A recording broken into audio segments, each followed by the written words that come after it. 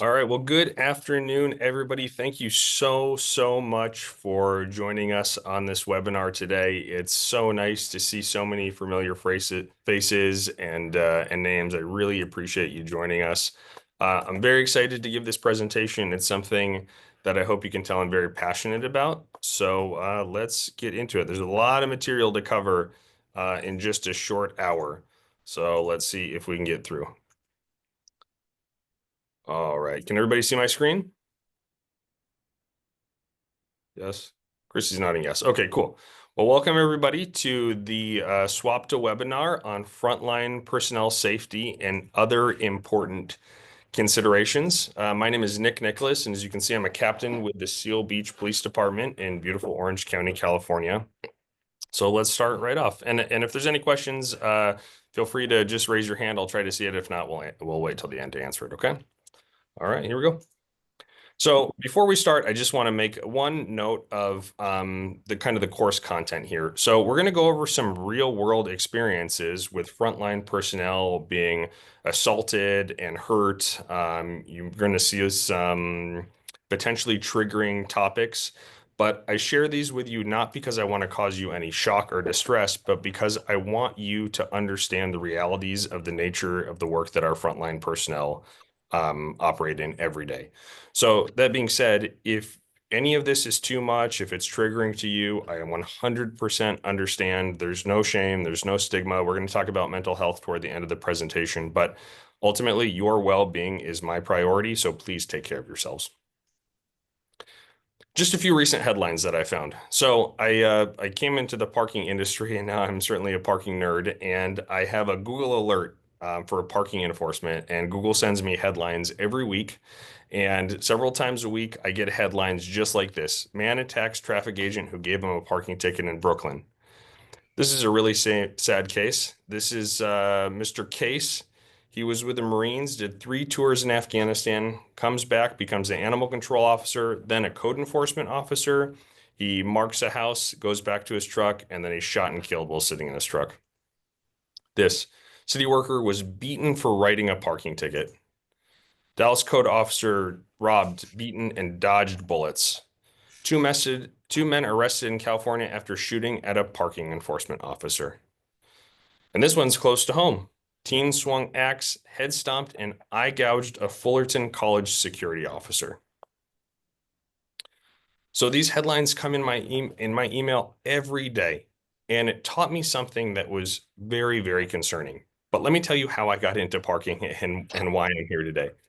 So I've been a police officer my entire career, and about 2.5 years ago, I was fortunate enough to be promoted to the rank of captain.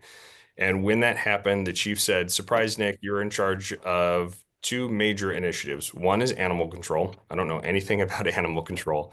And the other one is parking." And Seal Beach is unique in that all of the parking management for the city of Seal Beach resides in the police department. So I know in some cities that's divvied up between public works or community development or the city manager's office, but for us, it's all here and it's all on me. So I very quickly had to learn a lot about parking, and I was fortunate enough to become a member of SWAPTA, and now I'm honored to serve on the board and go to a bunch of different shows all over the country and talk to parking professionals from literally coast to coast.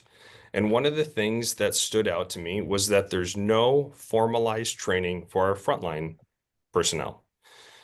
And that's unusual to me because we know that our frontline personnel, it's not just people who are writing parking tickets, but it's our code enforcement officers, it's our campus safety officers, code enforcement, front desk personnel, records personnel. They're exposed to the same traumas and the same assaults and dangerous incidents that police officers are, yet they're not equipped with the same tools, or more importantly, the same training and ability.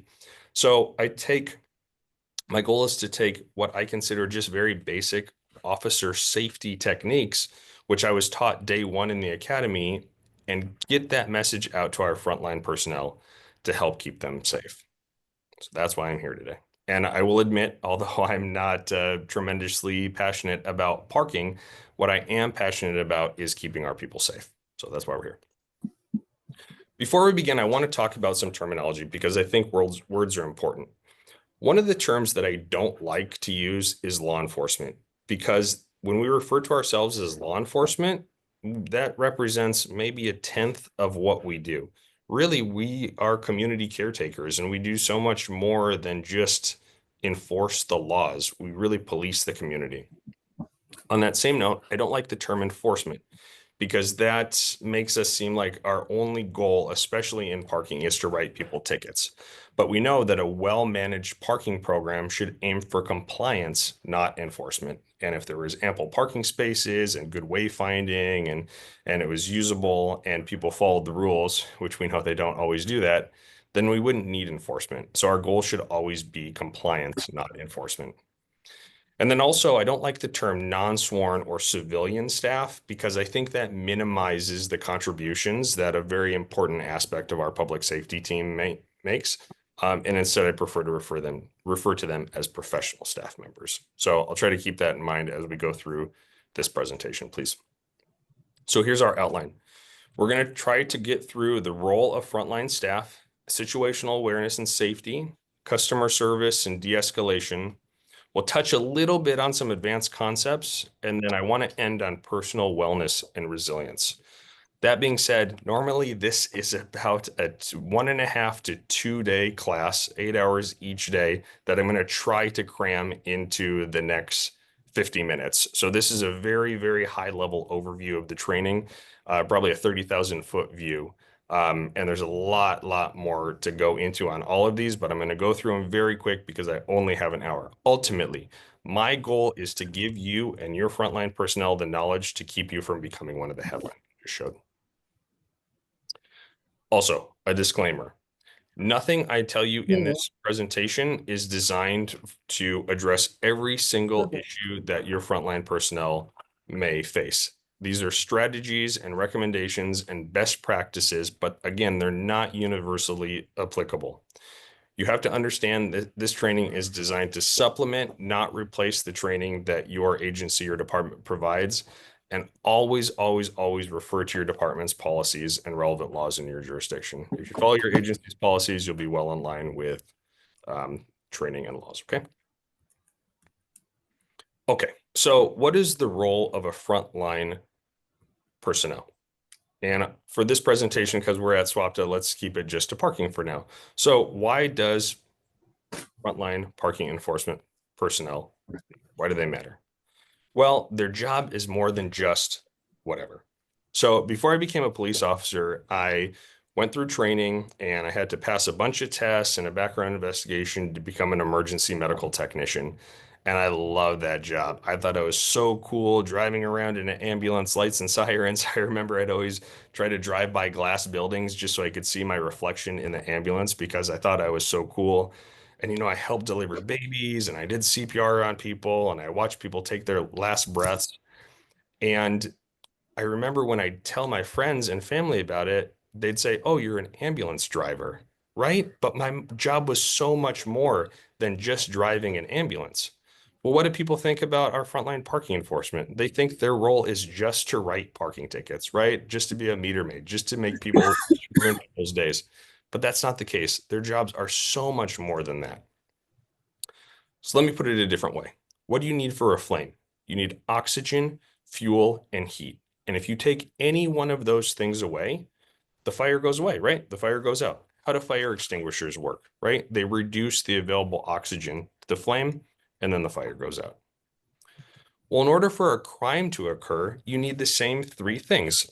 You need a likely offender, and we know that there's plenty of people out there that seek to victimize other people. That's a societal issue. There's nothing that I can do about it. You also need a suitable target, right? So we call those soft targets. So much of the crime that I deal with in my town are crimes of opportunity, right? So people will leave their laptop on the front seat of their unlocked car overnight, and then they're surprised when it's stolen the next day, right? So that's a much easier target for a criminal to go for than a car that's locked, right? Or a car that's in a garage. And the last part of this formula is the absence of a capable guardian. That's us, the police. But it's not just us, the police, right? It's also our frontline parking enforcement personnel. And I argue that our frontline parking enforcement personnel have more contact with members of the public than anybody else who works for the city. Certainly more than the police officers. We don't like to get out of our cars unless we have to. More contact with anybody at City Hall or in any office because they're out there walking up and down our streets, often in our busiest downtown areas that are most congested. And they're not just out there writing parking tickets, right? They're out there answering questions for people and giving them restaurant recommendations. But also, just by the mere fact that they're present is likely going to deter a criminal from committing a crime in our areas. And nobody's talking about that. So this routine activity theory is much like a three-legged stool or much like what you need for a flame. If you take any one of these things away, you don't have a crime. So I don't want to minimize the importance of our frontline personnel because they do play a very, very important role in crime reduction, whether they realize it or not. So let's talk a little bit about the function, right? So for the fire department, they're largely responsive, right? So somebody is having a medical emergency or something is on fire and somebody will call and the fire department will leave the fire station and go handle that emergency. Now they do some proactive fire prevention stuff, but by and large, their model is purely responsive. For the police, we have a different function, and we have a few of them. Again, our mere uniform presence will help deter crimes, but we also respond to calls. So if somebody says my house got broken into, or I was just assaulted, or there's a drunk driver, we'll respond. But what we also do is self-initiated activity, and that's exactly where our frontline personnel love to operate. Because we don't call them very often saying that there's an illegally parked vehicle. We do sometimes, but mostly we let them go out and find the vehicles that are illegally parked. And that's up to them to self-initiate to those issues. Again, the frontline function isn't enforcement, right? That's why I crossed it out. It's compliance, but it's also community caretaking. Just like I think that our frontline personnel are ambassadors for the agency because they have more contact, they're also the eyes and ears of the community. And I would further argue that our frontline personnel know their cities or their jurisdictions or their campuses better than anyone else. They know these areas like the back of their hand because they're out there walking and working these beats all the time, certainly more than police officers. So if they see a garage door that's open, it's not normally open, or a suspicious package or a street light that's burnt out, they're the ones that are going to be reporting it. And if they're not, they should be. Another important thing I want to highlight is that for our frontline personnel, we should not be instilling them with the fear of having to write a certain amount of tickets. We know that quotas are illegal. We can't do that. But what we should be seeking is compliance again. So we need to empower our frontline personnel to know that it's okay not to write a ticket. If they see a vehicle that's parked illegally and the person moves their cars before the ticket is written, then mission accomplished, right? We've been able to solve that problem. We've got compliance and we can move on with our days. So why does compliance matter? Well, if you ask my finance director, it's about revenue, but we know that's not the case.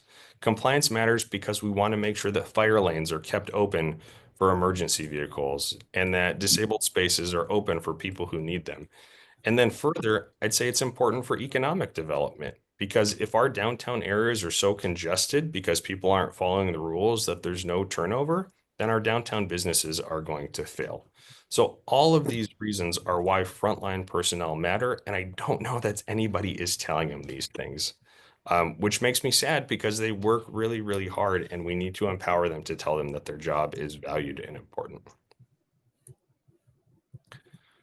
Another thing that we rely on our frontline personnel to do is to ensure that our rules and regulations are consistent. And I'll show you this in just a minute. But we know that there's the letter of the law and spirit of the law, and we need to empower our personnel to know when we should use the letter of the law and when it's okay to follow the spirit of the law. Another big thing that I see when I talk to agencies across the country is there's no defined enforcement standard. So yes, we have statutes, we have vehicle codes that say what is and is not an illegally parked vehicle. But I ask this question all over the country, and almost always I get a different answer. So I ask, what percentage of the car needs to be parked in a red zone before you get a ticket? Is it just up to the front tires? Is it up to the door frame, the mirror, half the car, three-quarters of the car? Does the entire car have to be parked in the red zone? Maybe just the front bumper, maybe just a couple inches. And I'll ask frontline personnel from the same agencies, and I'll get different answers from each person. Now, I don't think this is necessarily their fault, and I understand that we give them and empower them to use discretion when necessary, but it's not fair to the public if we have a different enforcement standard, even within one agency. So please go back and talk to your teams about that and make sure that there's consistency in our enforcement standards. Take a look at this sign. This is a real life sign that came from, I think, Culver City, California. And on the very left, you can see the full-blown sign. And then what I did is I blew up that sign into three separate sections. So I'll let you look at this for just a moment and tell me if you can make heads or tails of this. I certainly can't. I think the only person that I know in this world who would be able to decode this is Julie Dixon. But otherwise, I certainly couldn't do this. And again, this was a real life sign that somebody put up. And now I don't fault the person who puts this up. I certainly don't fault the person who made these rules or the public works person who installed the sign. Um, but if you have a sign like this in your community or your jurisdiction, is this fair to the public? No, because if we can't even figure this out ourselves, then we shouldn't be holding the public to that same standard. So what happened with this is that this picture went viral a few years ago, and there was a huge kind of media backlash, and the city ended up taking down these signs and clarifying when you can and cannot park in this area. So again, if you have signs like this or there's rules like this in your jurisdiction, it's critically important that if you're on the front line to report this because it's just okay. Let's move on to the safety part of it and let's talk about situational awareness.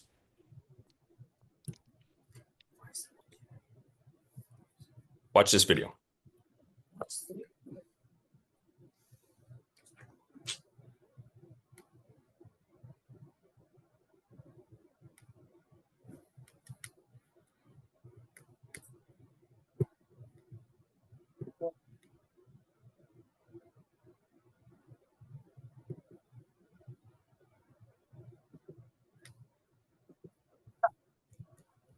Here's your challenge.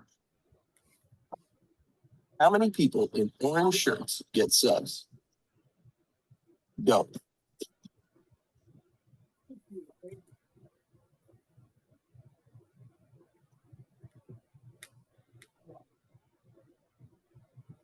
There's 4 pages of notes for new board.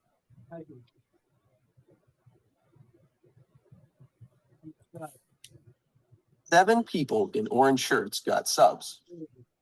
But what else did you see? Did you notice the ice cream truck change to a pizza truck?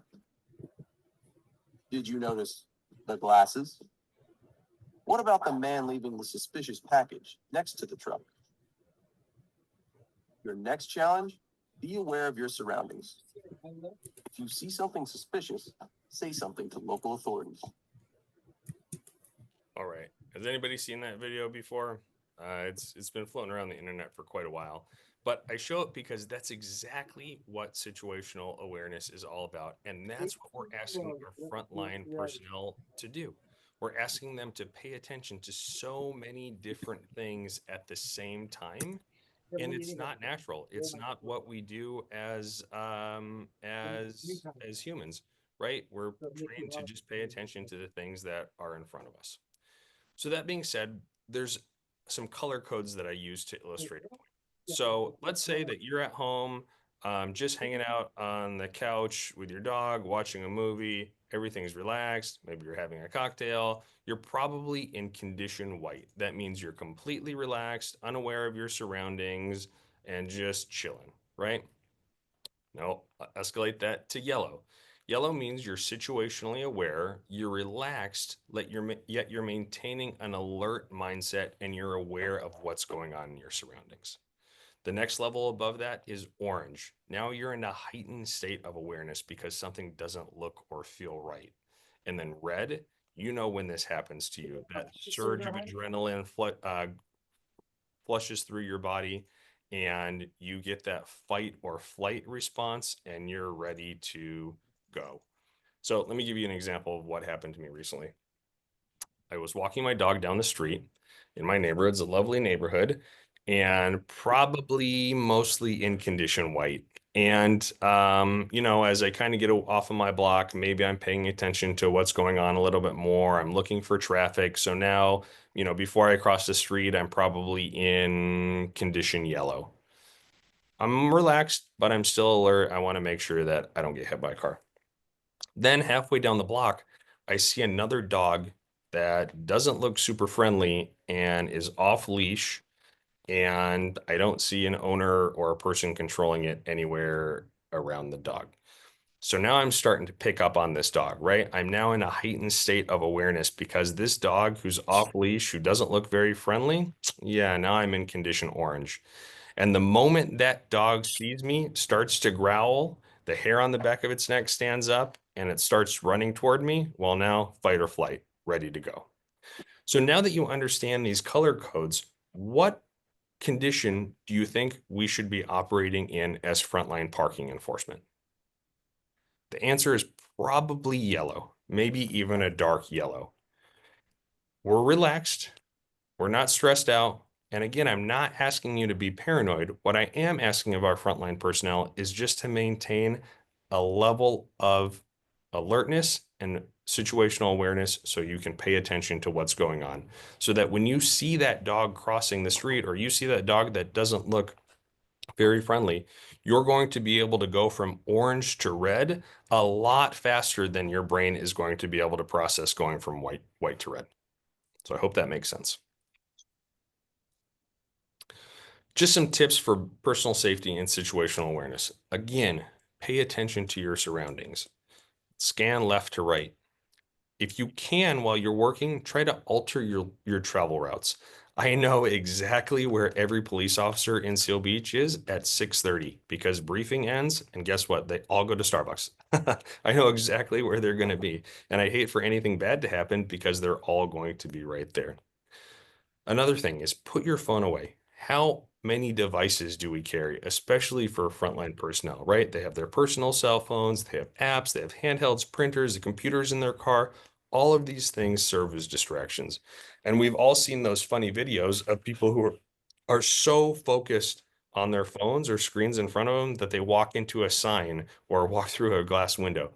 You don't want that to be our frontline personnel. So what I train our people to do is if they're writing a paper ticket or they're doing it on a handheld, is to fill in one line or a couple boxes on the handheld, then look up, look around, look to the left, look around to see what's behind them, and then go right back down to the ticket and fill that out again. And after a couple more lines or a few more boxes, look around, scan your surroundings, and then go right back. That way, you're not just so focused on this device right in front of you that you lose all of sense of your surroundings. And almost always when I teach this class, I'll hear somebody say, yeah, that happened to me not too long ago, is I was so focused on writing the ticket that I didn't realize the owner of the car was right behind me. And that's dangerous. Further, don't look like a victim. And I can't tell you what a victim looks like, but what I can tell you is if you walk around and project a certain level of confidence and you seem like you know what you're doing and you don't look like somebody that would be easy to victimize, then you're probably not going to get victimized. So whatever that means to you, you have to decide that for yourself. But please, please, please don't be so unaware and so meek that you're an easy target for criminals. Lastly, trust your intuition. We've evolved as humans to have this almost sixth sense where we know that something's not right. Have you ever walked into a building or gone into a place and something just doesn't feel right? And maybe you're not even able to articulate it? Yeah, that's your gut. And there's a reason that happens. I can't tell you how many times I've pulled over a car And as I approach the car, something just doesn't feel right. And if you ask me to tell you why, I couldn't tell you. It's just a feeling. So pay attention to that and don't ignore it. And new tonight at 6 o'clock, parking ticket confrontation. A driver parks illegally in a handicap spot, and then things escalate. And she could have taken me out easily. And I was worried that I could suffer other injuries. From anger to attack mode. A woman accused tonight of assaulting the 70-year-old enforcement volunteer who wrote that parking ticket. It was a confrontation that got violent quick. The man says he was surrounded by that woman and two other people who were not happy about the citation that he put on their windshield. This all unfolded outside a Five Guys restaurant on Westheimer near South Kirkwood. That's where our Brittany Jeffers is joining us live with that volunteer's account of what happened. Brittany? That citation volunteer tells me that SUV was parked illegally right here in this space. He says he wrote a ticket and minutes later he was attacked, but it was all caught on surveillance video. Harassed, so I'm recording this. David Henson says he was just doing his job, but wound up getting slapped minutes after writing a citation for an SUV illegally parked in this handicap spot. As I was starting to leave, 3 family members came out of a restaurant, the Five Guys Burgers, and immediately went crazy on me. It was a jumbled mess of screaming and yelling.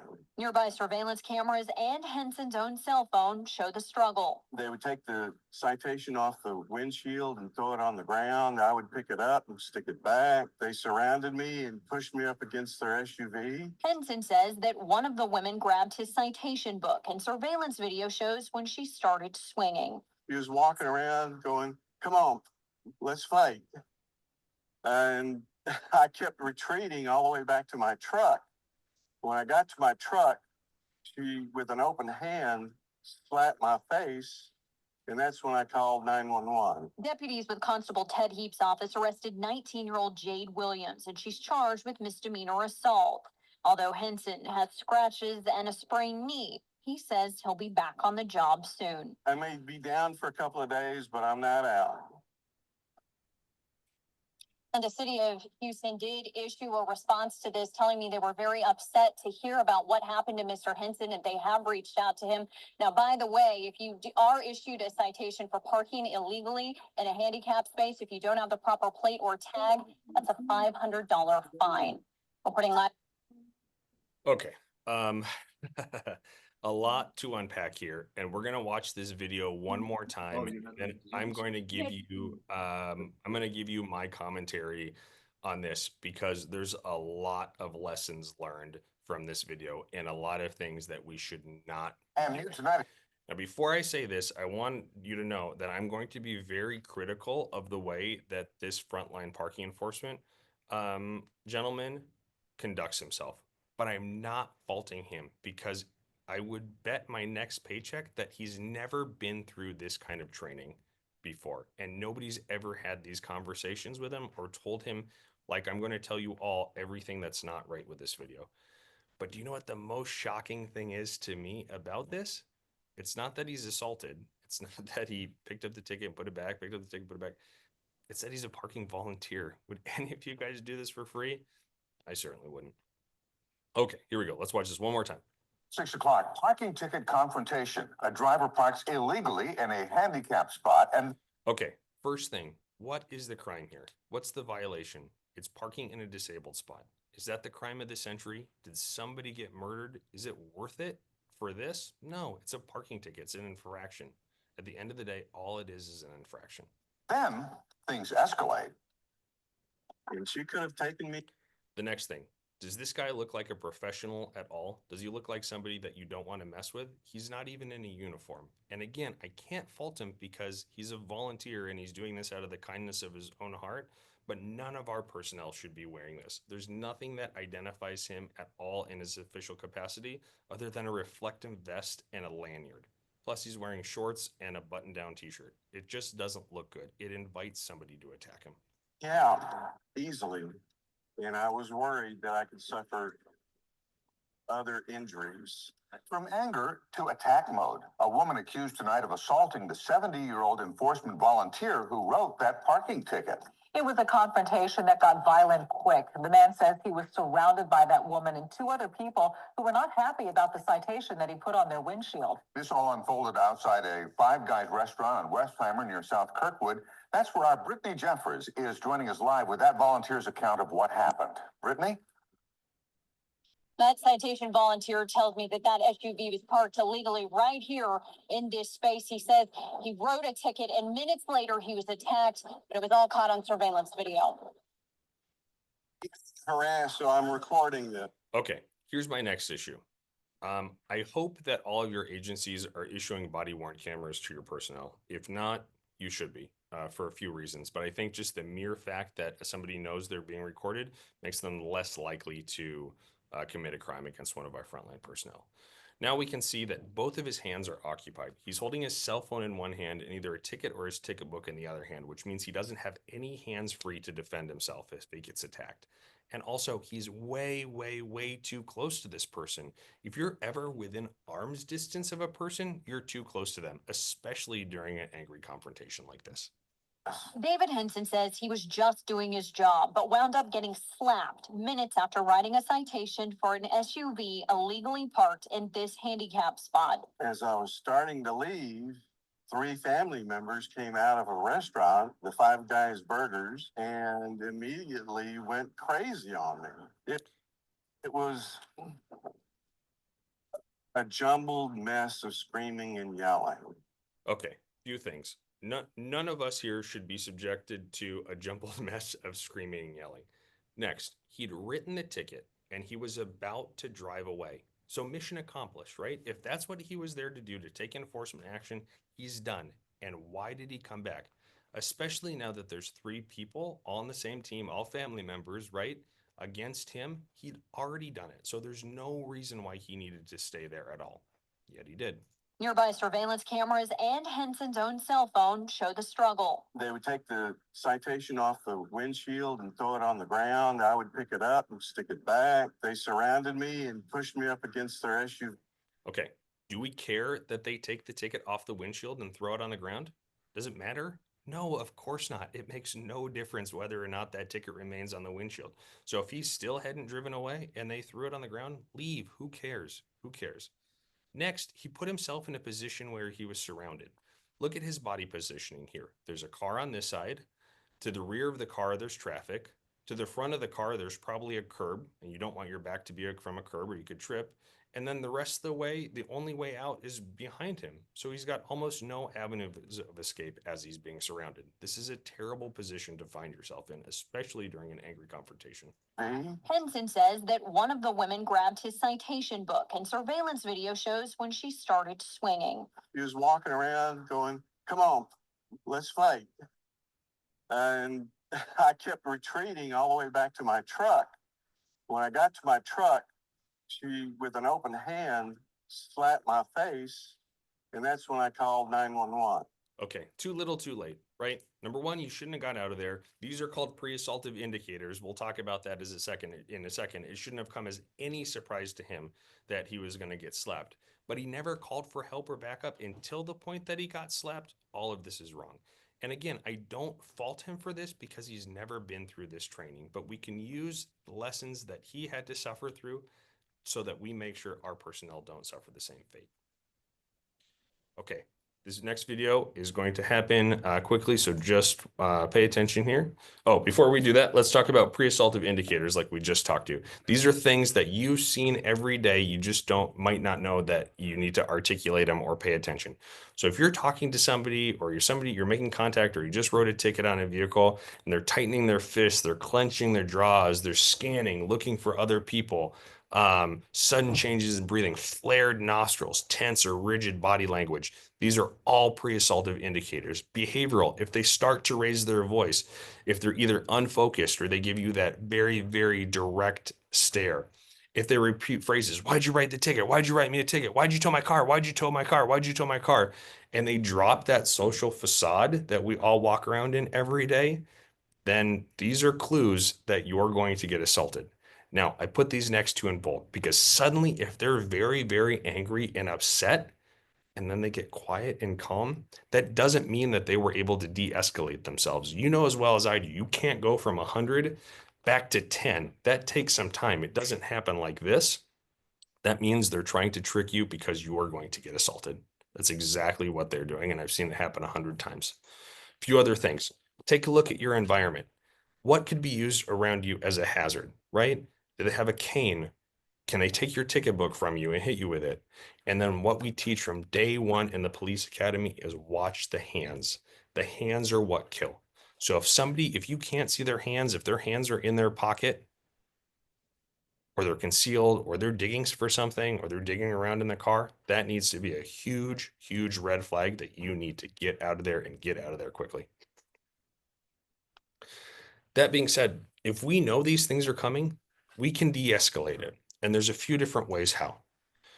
So really the first and most simple thing is just move away from the position. It will accomplish two things. One, it will give you a better position. It will buy you more time in the event that you need to call for help or get assaulted. And it has a natural way of calming somebody. You know, when you see people fight, they puff up their chest and then they close the distance. But if you're able to increase that distance, it's going to calm people down. Also, know the difference between cover and concealment. Now, I hope this never happens to you, but cover is something where you can't be seen behind, right? Or a person can't necessarily run through versus, I'm sorry, that's cover. This is concealment, like a bush, right? They can't see you, but they might be able to run through it. They could shoot a gun through it versus concealment is like a brick wall. So if you have to escape, if you have to run somewhere, your best bet is to get behind cover. And if that's not available, then concealment. Again, move away, give yourself space.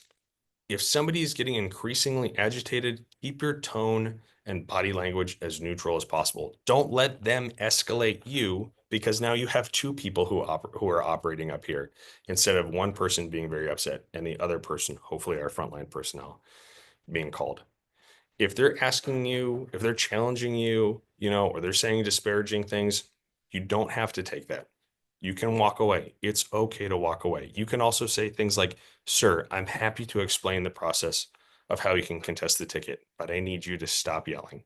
And sometimes that will work because they might not even realize that they're as upset as they're coming across. And sometimes all you have to do is let them vent and allow for that silence. And then after a few minutes, they blow off their steam and you can talk to them like a rational person. Most importantly, there's a bunch of different de-escalation techniques that we didn't cover today because we don't have time. But most importantly, you have to know when to call for help. And if you have that thought in your mind, like maybe I should call for help, or I don't know if I should or not, I don't want to bother anybody to come help me, already too late. As soon as the thought enters your mind that maybe you need help, call for help. There's no shame in making the request, even if nothing happens. And when all else fails, you need to know when to run and know when to escape. Again, all we're doing out there is writing parking tickets. These aren't the crimes of the century. They're an important thing to do, but none of it is worth our own personal safety. Lastly, you might practice the same maneuvers. You might rock down Main Street 100 times and nothing ever happens. And then you're lulled into this false sense of security, but complacency kills. Because you might let somebody go back into their car, or you can't see their hands, or let them yell and scream at you, or come up on your personal space 100 times and nothing ever happens. And I can guarantee you that our friend at the Five Guys in the video we just saw, he'd done that 100 times before. He'd put himself in those situations 100 times and nothing happened until it did, and he gets assaulted. And thank God he wasn't hurt worse than he was. So remember, complacency kills. A few other points. Why do we care about customer service? It's not because we want 5 stars on Yelp, but through customer service, we can ensure safety. And that's how I broach this topic. So when you think about the private sector, you think about customers making a choice of where they spend their money or what products to buy, right? I'm an Apple guy. I love Apple. I give Apple my money. Or shop at Nordstrom's, like the gold standard for customer service, right?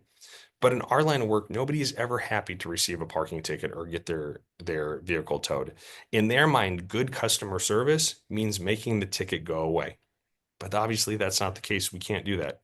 So instead for us, customer service means taking the time to explain why we enforce parking, all the reasons that I said at the beginning of this presentation, and explain how the citation process works and why we can't just void it, but explain how they can contest the ticket. And also, please don't put your supervisor in a bad position by alluding to the fact that they'll be able to dismiss the ticket, because they can. But set realistic expectations of what that process looks like. Empathy. We know that means seeing things through the eyes of another. Has anybody ever gotten a parking ticket before? I have. Has anybody ever gotten their car towed?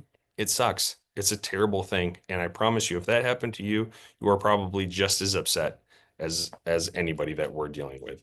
And most of the time when that happens, they're not upset at us. They're just disappointed in themselves, but that comes across as anger, and anger can lead to assaults. This picture on the right side of your screen is the Seal Beach Police Department Watch Commander's office. And when I was the field sergeant, I can't tell you how many weekend nights I worked where the phone would ring and I'd go, Seal Beach Police Watch. And before I could even say my name, the person on the other line would be yelling and screaming at me, yelling and screaming, your officer did this, this, and this. I'm so upset. I can't believe this happened. All this. And they'd just be going on and on and on. And at first I'd try to interrupt and get my point across and explain why things happened. And all that did was make the situation worse. So then I learned, hey, I can put the phone on speaker. I can put it on mute, and I'll go back to writing my report or doing my log. And every few seconds, taking the phone off mute and say, oh, okay, yes, oh, I understand. Okay, okay, tell me more. Putting it back on mute, right? Yelling and screaming, yelling and screaming. Meanwhile, I'm playing Candy Crush or, or writing my report. And a few seconds later, unmute. Oh, okay, I'm so sorry. Tell me, say more, whatever. Oh, okay, thank you, thank you. Put it back on mute, go back and forth. And after 3 or 4 times of doing that, and after maybe 10 minutes of yelling and screaming, the person was just able to get that off of their chest, blow off their steam, and then they'd get quiet. And then I'd take the phone off mute again, and I'd say, thank you so much for bringing this to my attention. How would you like me to handle it? And 9 times out of 10, especially if I knew there wasn't a policy violation, they'd say, thank you for listening to me. I just wanted to be able to tell you what happened. And that's it. That's all people need sometimes. Now, I'm not suggesting that you need to be berated over the phone or that you should be called names or made to feel uncomfortable. But did it cost me anything, right? Did it actually hurt me? They're not yelling at me, Nicolas. They're just yelling at the watch commander who answered the phone. So sometimes that's all it takes, is just to let people blow off steam if you can do it safely. And of course, over the phone, very safe. Here's what not to say. You wouldn't understand. Those are the rules. I got more tickets to write. It's your problem, not mine. Or if they ask questions, and I've done this 100 times and I'm not proud of it because it only pisses people off, is they go, what am I supposed to do about this? I go, the instructions are on the back of the ticket. Read the back of the ticket. Well, that's not good customer service. And if anything, that's only going to make people more mad and more likely to assault me. Now, this next video happens quick, so pay attention to it. And as you're watching it, think about the hourly rate that you make, either as a frontline enforcement personnel or what your teams are making, and ask, is it worth it? Police in Leicester are appealing for information after a shocking attack outside a florist. A traffic warden was noting the registration plates of a car in Brownstone Gate when he was approached by 3 men. One spits in his book before grabbing the enforcement officer's pen. And after a brief exchange of words, one of the men unleashes a karate kick to the head, forcing the officer to the ground. The attack happened at around midday. Following the kick, the men were seen running towards a nearby Tesco car park. Leicestershire Police want anyone who may have information to come forwards. Okay, again, a lot to unpack here. Let's watch it one more time. But you see how quickly these situations unfold. And the guy did not do a good job because he put himself in this dangerous situation, whether he realized it or not. Police in Leicester are appealing. Okay, look at the problem I have first off, right? There's 3 people against 1. Now, again, if you're just walking down the sidewalk, there's nothing that you can do about that. You just need to be aware that that might be an issue, and that's where situational awareness comes in. Next, let's look at our avenues of escape. Can our parking enforcement friend go this way? No, he's blocked by the three people here. He can't go to the left because there's the car there. He can't go to the right because there's a wall there. So the only avenue of escape he has is behind him, and that's tactically disadvantageous. For information after a shocking attack outside a florist.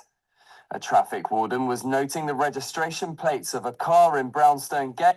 Look how closely these three people are getting to him. Now, again, we have absolutely no avenues of escape. They're way, way, way too close to him. And I'm sure, although we can't hear audio, they're probably having some sort of disagreement. It's when he was approached by three men. Now, it looks like this gentleman is either grabbing his pen or trying to grab his ticket book. Those can both be used as weapons, and he's much too close. And our frontline parking enforcement gentleman here, he's not doing anything to try to get out of the way, right? At this point, there's no level of de-escalation that's going to solve this. The only thing that he can do is create distance and space. One spits in his book before grabbing the enforcement officer's pen. And after a brief exchange of words, one of the men So are you asking yourself, why is he still there? Why is he still standing there? If not, you should be. These should be huge red flags. He grabs your pen and spits in your book. Get out of there. Who cares? Let him have your pen. Let him have your book, but just get out of there. Way too close. All of these red flags should be going off like bells and whistles in your mind. Get out of there. unleashes a karate kick to the head, forcing the officer to the ground. He didn't even see him coming, but there was those pre-assaultive indicators that if he knew to pay attention to, he might have keyed in on them and gotten out of there before he gets the roundhouse kick to his head. The attack happened at around midday. And then Following the kick, the right? men... And again, this happened in midday in a populated area. So if you don't think that this could happen to your frontline personnel, you're sorely mistaken, because it's just a matter of time unless they're taught these techniques.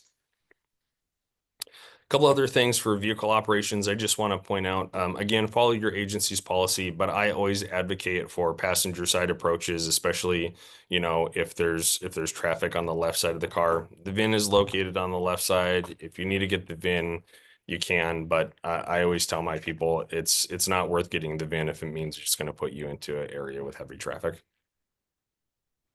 And then also when you're in and about traffic, just assume you're invisible, right? So here you can see my my motorcycle that I ride twice a year and really only have because you know, I have this fantasy of living out like my Sons of Anarchy life, but look how badass I am when I wear my reflective vest, right? Because I know that I'm invisible. So when you're in and around traffic, just kind of operate that same way. It happens every day that our frontline parking enforcement personnel are struck by passing vehicles. Not only do they have to worry about, you know, being assaulted by people, but also inadvertently hit by vehicles because they're not paying attention, and we put them in dangerous situations around cars and roadways. Okay, let's transition to wellness very quickly to wrap this up. Is inside your body, you have a thing called homeostasis, right? So when you have a fever, or you're sick, what does your body do? Increases your body temperature to try to kill off the virus. When you're cold and shivering, what do? Your body, you shiver to try to heat up, right? If you're hot because you just worked out or you went for a run, what do you do? Your body sweats to try to cool you down. Your body wants to maintain this level of homeostasis. Well, it's the same thing when our frontline personnel are working out in the field. There's a book by Dr. Kevin Gilmartin called Emotional Survival for Law Enforcement, and I cannot recommend this book enough. It's now a mandatory reading for all police recruits in California. But basically what it says is that while you're on duty, you are alert, engaged, you're probably in condition yellow or condition orange, and that's difficult for your body to maintain hour after hour after hour. So what happens? You go home, right? And now you're on the downward slope and you're tired and detached and exhausted. And the next day you have to come right back to work. And it's like this roller coaster going up and down, up and down, up and down. And what his research found is after going up and down like this for 3 or 4 days, it takes another 3 or 4 days until your body kind of relaxes and goes back to that level of homeostasis. Well, then what do you do after your weekend? You go right back up into that heightened state of awareness, which is difficult for your body to maintain. So now you're going to say, okay, well, how does that apply to me? I'm not a police officer. Well, let's look at what the research tells us. This is a really interesting study that was conducted in Minnesota during COVID-19 and after the murder of George Floyd. Now, can you imagine a more stressful time and place to be a police officer? I can't. But what the study did was they looked at work-related stress and PTSD symptoms amongst sworn and I'm using their term, non-sworn. I prefer, again, the term professional staff members. And they found that there was no significant difference in the overall level of stress or PTSD symptoms between sworn and professional staff. So it doesn't matter whether you're a gun carrying member of an organization or you're out there doing frontline parking enforcement, the same levels of stress and PTSD apply. And I firmly, firmly believe that, but now I have the research to back it up. So stress management, again, we could talk for hours on this. One simple technique is called tactical breathing. You breathe in for 4 seconds and hold it. Out for 4 seconds, 2, 3, 4. Hold for 4 seconds, 2, 3, 4. In for 4 seconds, 2, 3, 4. Hold for 4 seconds, 2, 3, 4. Out for 4 seconds, 2, 3, 4. Hold for 4 seconds. And you do this 4 or 5 times. And when I first heard about this, I thought, it's woo-woo, what is this kind of hippie meditation stuff? But again, I found some articles, academic peer-reviewed articles that back this up. If you want the research, email me and I will tell you. But if you find yourself in situations where you feel yourself getting ramped up, where you're just exposed to some trauma, practice tactical breathing. This is what we teach elite SWAT team members. Next, we need to break the stigma around mental health. And that starts with us, the leaders. We have to encourage an open dialogue, right? It's very normal for us to say, oh, we went to get a physical, or we go to the dentist every 6 months to make sure that our teeth are taken care of, but we don't have those same conversations about mental health, and we need to. We also need to emphasize that there's strength in seeking mental health help. And it's not a sign of weakness, it's a sign of courage to get help and get help often. And then also, as organizations, we need to integrate wellness into the workplace every day. So starting peer support programs or emphasizing the use of employee assistance programs. I can tell you how to do more of that if you need to, just email me. But breaking the stigma around mental health in policing starts with us. The reason my focus on this changed is because on October 12th, 2011, a gunman entered the Salon Meritage in Seal Beach and shot 9 people, killing 8 of them. It's the deadliest shooting in Orange County history. It had a profound impact on my life as just a baby police officer at the time. But the way I think about mental health has fundamentally changed following this tragic incident. So I take this stuff very, very seriously. Okay, just to wrap up real quick. Again, situational awareness, observe your surroundings, understand what's happening, and then anticipate what could happen next. Pay attention to those pre-assaultive indicators, the clenched fists, rapid breathing, right? Changes in posture. And if multiple of these indicators are present, you gotta run. You can't wait. You just have to run. De-escalation, stay calm, actively listening, set boundaries. Now, this is not the end of the conversation. This is just the beginning. All of the things that I've talked about here are perishable skills that require ongoing training. Every 2 years, police officers have to go through a certain number of hours of perishable skills training because we lose it whether we use it or not. So if you're on the front line and you see a need for training, please let your supervisors know. And if you're a supervisor and you know that your people have not gotten this type of training before, please reach out to me and I can help you with that. Lastly, let's end with this. If you're ever unsure how to conduct yourself in the field, take a message from Disney. What Disney teaches their cast members are the 4 key basics. These are the priorities for how you conduct yourself.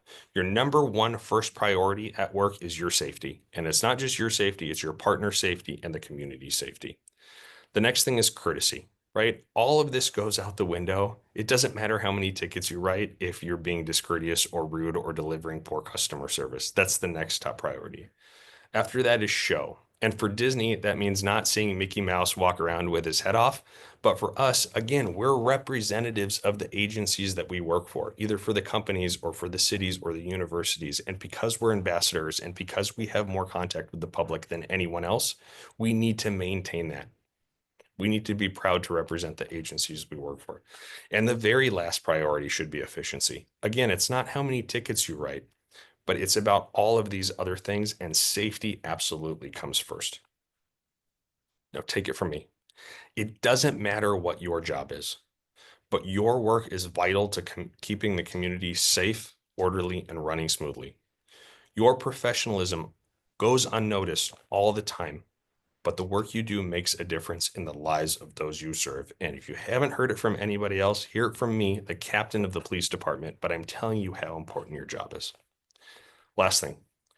I was just in Chicago last week at the Parking Industry Expo, and of course, the parking nerd that I am, I looked at their pay stations, Fleece Flowbird machines, and as soon as you hit the button and you hit start parking, the next screen that shows up is this: assault on a parking agent's up to $1,000 fine or 6 months in jail.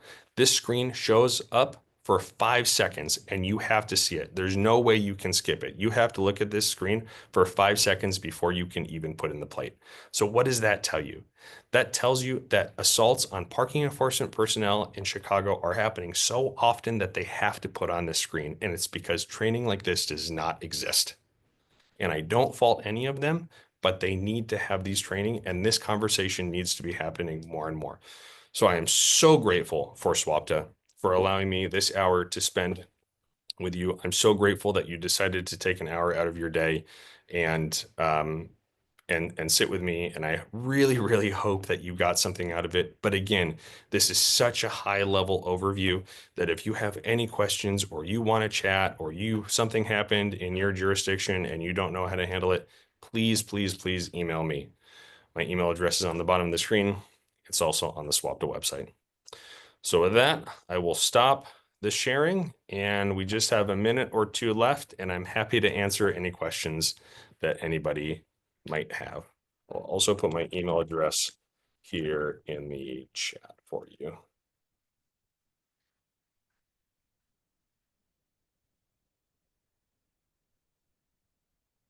Okay. Well, if there's no other questions, again, thank you. Thank you so much for joining us. And again, this is not the end of the conversation.